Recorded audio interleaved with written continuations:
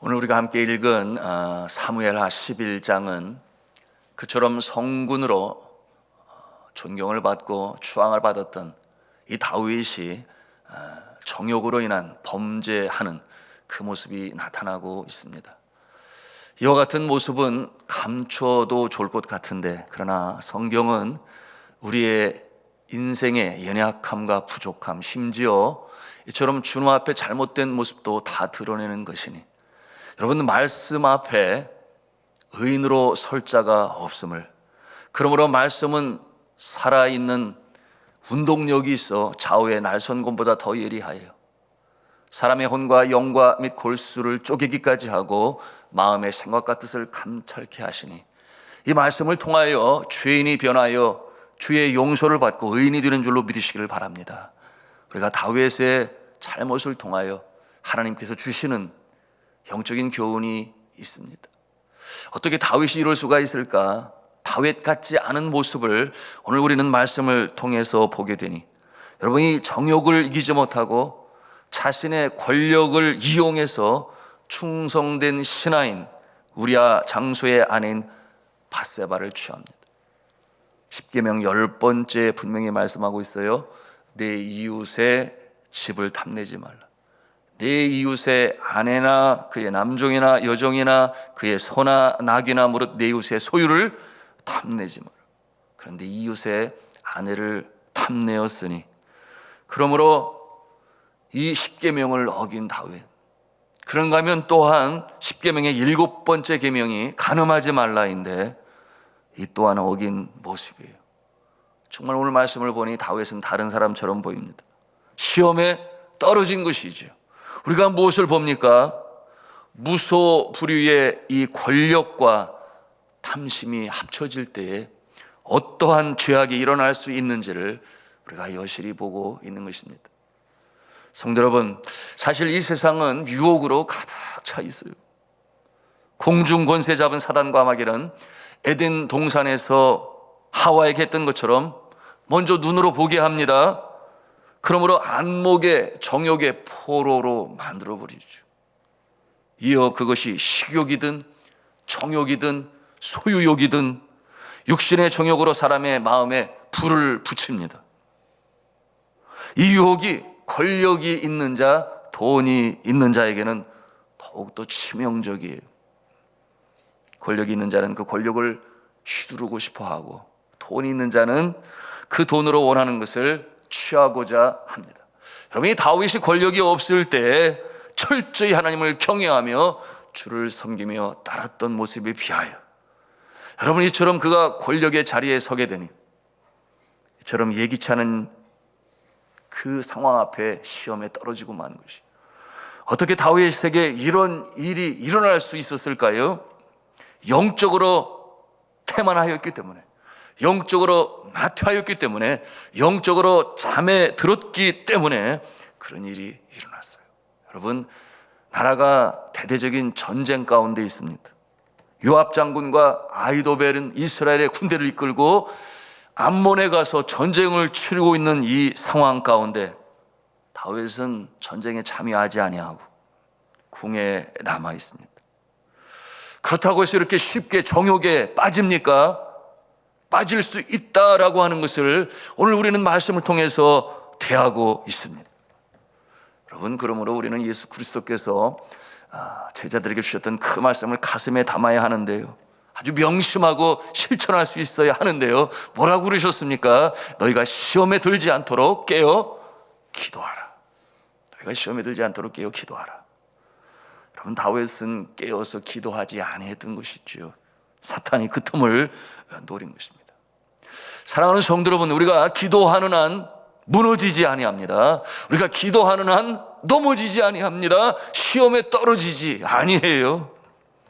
여러분, 기도는 하나님 앞에 서는 것이요, 그리고 하나님께서 우리에게 주시는 그 능력과 힘과 지혜를 얻는 것이니, 우리의 영혼이 세상적인 유혹에 눈이 어둡지 않아요. 빼앗기지 아니합니다. 마음을 빼앗기고 포로가 되고 죄악에 떨어지는 일을 방지하는 최고의 힘과 능력이 어디에 있는가? 기도하는 자에게 주어지는 줄로 믿으시길 바랍니다. 어쩌다가 드리는 기도가 아니라 늘 항상 기도하는 모습이니, 그러므로 뭐라고 권면했어요? 쉬지 말고 기도하라. 우리의 마음 가운데 성령의 인도하심을 따르고자 하는 그 갈망을 가지고, 소원을 가지고 살아가는 모습이니, 여러분 이 새벽에도 이렇게 새벽을 깨우시고 주 앞에 나와 기도하는 자, 주님께서 지켜 보호하시는 줄로 믿으시길 바랍니다. 그러면 다윗은 그 일이 그렇게 끝날 것이라 여겼지요. 그런데 그날 일로 밧세바가 임신한 것을 알고는 깜짝 놀랐습니다. 여러분 성경을 아주 정확히 기록하고 있어요. 경수가 그칠 때에 이스라엘 여인들은 목욕을 합니다. 그러므로 임신하는 것은 너무나 당연한 것이었어요. 여러분 이와 같이 깜짝 놀란 상황에서 다윗이 어떠한 음모를 꾸밉니까? 치졸하고 사악한 음모를 꾸미죠. 전쟁터에 나가 있는 우리아 장수를 불러들입니다. 아내와 동침하게 함으로 태어날 아이가 다윗이 아닌 남편 우리아의 아기라고 속이려고 했던 것입니다. 여러분 이 모습은 십계명에 내 이웃에 대하여 거짓 증거하지 말라 9번째 계명을 어기는 일을 다윗이 범한 것입니다. 그러나 밧세바의 아내 우리아 장수는 아주 원칙주의자였지요. 전쟁의 때에 긴장을 늦추지 않겠다는 것입니다. 그러므로 동료들이 전쟁터에서 생사를 무릅쓰고 전쟁을 하고 있는 판에 나 혼자 열외되어서 그럴 수는 없다. 9절의 말씀해 보니 우리아가 집에 내려가지 아니하고 왕궁문에서 그의 부하들과 더불어 잠을 잤다. 참 훌륭한 용사입니다. 다윗이 그 이유에 대해서 물으니 그가 뭐라고 답을 합니까? 우리 11절 말씀을 함께 읽겠습니다. 시작. 우리아가 다윗에게 아뢰되 언약궤와 이스라엘과 유다가 야용 중에 있고 내 주 요압과 내 왕의 부하들이 바깥들에 진치고 있거늘 내가 어찌 내 집으로 가서 먹고 마시고 내 처와 같이 자리이까? 내가 이 일을 행하지 아니하기로 왕의 살아계심과 왕의 혼의 살아계심을 두고 맹세하나이다 하니라. 참 의리가 있는 올곧은 용사의 모습이에요. 그런데 다윗이 포기하지 아니하죠. 그날 밤에 그를 불러 술에 취하게 합니다. 그러면 아내를 만나러 갈 줄 알았던 것이죠. 13절 말씀을 또 함께 읽겠습니다. 시작. 다윗이 그를 불러서 그로 그 앞에서 먹고 마시고 취하게 하니 저녁 때에 그가 나가서 그의 주의 부하들과 더불어 침상에 눕고 그의 집으로 내려가지 아니하니라. 우리아가 그의 집으로 내려가지 아니했습니다. 그의 됨됨이가 그러한 것이죠. 술에 취했다고 해서 변하지 않는 참 훌륭한 용사의 모습을 보여주고 있습니다. 이와 같은 상황에서 다윗이 멈췄으면 얼마나 좋았겠습니까? 그러나 무소 불위의 권세를 가지고 있으니 권력의 칼을 휘두르는 다윗의 모습이. 다음 날 아침 우리아 장수를 다시금 전쟁터를 보낼 때에 이스라엘 군대 최고 사령관인 요압 장군에게 편지를 써서 보냅니다. 그 내용이 15절에 있는 내용인데, 여러분 15절은 뭐라고 그랬어요? 한번 같이 읽습니다. 시작. 그 편지에 써서 이르기를 너희가 우리아를 맹렬한 싸움에 앞세워 두고 너희는 뒤로 물러가서 그로 맞아 죽게 하라 하였더라. 여러분 앞서 언급하기는 죄는 죄를 낳고, 그렇죠? 그리고 이 거짓은 거짓을 낳는다. 여러분 이와 같은 모습으로 이어지게 되었으니 여러분 이 죄는 결국 생명을 빼앗는 이와 같은 상황으로 치닫게 되었습니다. 여러분 다윗은 이제 10계명의 6번째 계명인 살인하지 말라, 이 죄를 또 범하게 된 것입니다. 제가 우리 성도님들과 성지순례를 하면서 이 요르단에 있는 암몬성을 가게 되었어요. 그곳에서 그 성 앞에서 위로부터 쏟아져 내리는 화살에 맞아 죽은 우리아 장수의 모습이 생각이 나서 제가 한편에 앉아서 눈물을 흘렸습니다. 그리고 그 뒤안길에 다윗의 모습이 있었다는 생각을 할 때 그렇구나. 인간은 누구나 가다 이렇게 시험에 빠질 수 있고 죄를 범할 수 있구나. 가장 그와 같은 상황의 확실한 방법은 예방적 차원에서는 시험에 들지 않도록 깨어 기도하는 것이요, 그것이 죄임을 깨달아 할 때는 바로 주님 앞에 나가 회개로 들어가야 되는 것입니다. 그러지 못한 다윗의 모습이 생각이 나서 참 그 시간이 저에게는 참 어려움의 시간이요, 아픔의 시간이요, 또한 깨달음의 시간이 되었습니다. 여러분, 만약에 여러분이 최고 사령관인 이 요압이라고 한다면 어떻게 하겠습니까? 다윗의 명령을 들어 순종하겠습니까? 아니면 그것은 말도 안 되는 얘기다, 그럴 수는 없다, 내 사랑하는 장수를 그렇게 죽게 할 수는 없다, 그와 같은 모습이시겠습니까? 굉장히 중요한 질문 아니겠어요? 요압 장군은 누구입니까? 다윗의 가까운 친척이죠. 여러분, 이 다윗의 누이 수리아의 아들이니 다윗의 조카입니다. 그리고 다윗은 이 요압 장군의 삼촌이 되는 것이에요. 다윗이 도망할 때부터 다윗의 편에서 다윗의 최고의 호위무사요, 군대의 총사령관의 모습으로 그렇게 다윗을 도왔어요. 여러분, 팔이 안으로 굽는다는 그런 말이 있지요. 공의를 행해야 할 때에 친척 관계로 얽혀져서 하나님의 뜻을 따르기보다는, 그러므로 공의를 따르기 이전에 가족 관계에 묶여서 개인의 이익에 또는 가족의 이익에 우선순위를 두는 자들이 있어요. 하나님 앞에서 잘못된 모습이죠. 요압이 암몬 군대와 전쟁을 할 때에 성 앞에 가까이까지 나가 우리아 장수를 혼자 남겨두고 뒤로 후퇴하게 되니 그 성위로부터 핏발처럼 쏟아져 내리는 화살에 맞아 이 우리아가 전사하고 맙니다. 그리고 그가 전사했다는 내용으로 이제 전령을 시켜서 다윗에게 보고를 하는 요압이에요. 여러분, 이 요압은 충성된 장수입니까? 다윗에게는 그렇지요. 그러나 하나님 앞에서 그러한 것입니까?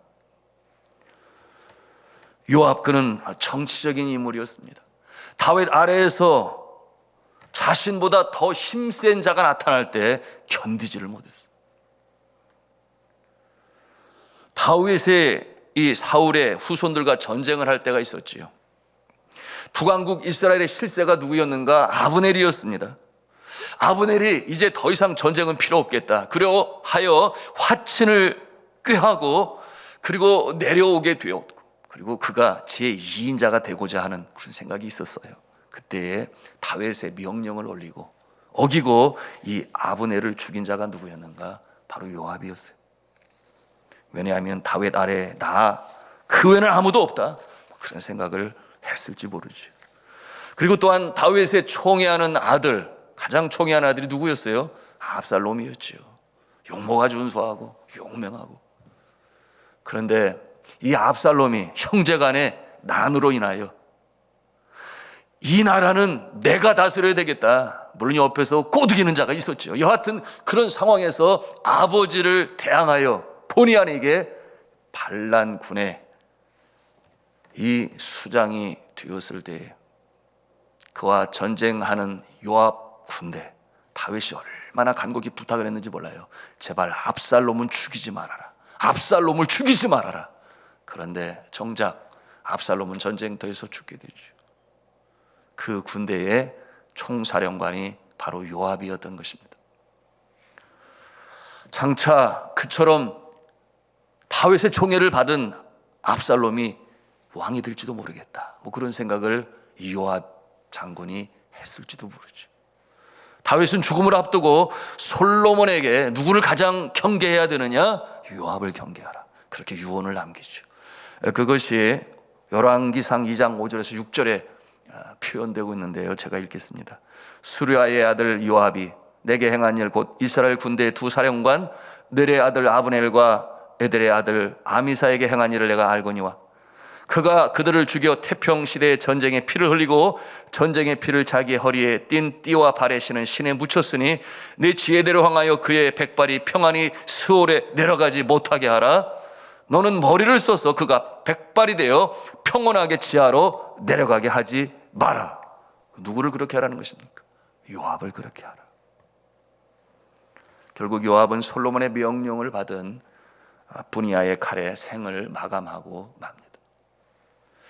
하나님의 공의를 두려워하지 아니하고 사람의 뜻으로 일을 처리하고 개인의 유익을 보기 위해서 숨기고 감추고 권력을 유지하려는 모습은 결국 비참한 결과를 맞이합니다. 오늘 말씀을 통해서 우리가 배우는 영적 교훈이에요. 우리가 참으로 주의해야 할 부분입니다.